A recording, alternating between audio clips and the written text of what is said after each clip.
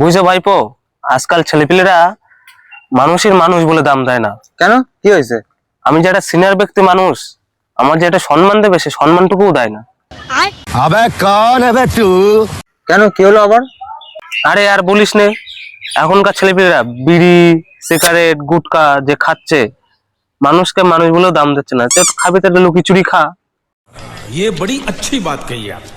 তোদের মতন তখন আমার বয়স ছিল, এই নিশা ভাঙ তো দূরই থাক, এই বাপ কারা যদি চোখ রাঙাতো কোন বাড়িতে পালাবো তা পথ খুঁজে পেতাম না। কি বলো কাকা? তবে আর বলছি কি, সেই সময় আমার মতন এই তল্লাটে একটাও কোনো ভালো ছেলে ছিল না। আমার নামে আজ পর্যন্ত কেউ কোনোদিন খারাপ কথা বলতে পারেনি, বলুক তো দেখি কেউ। আর ওরকম কাজ আমি করি না।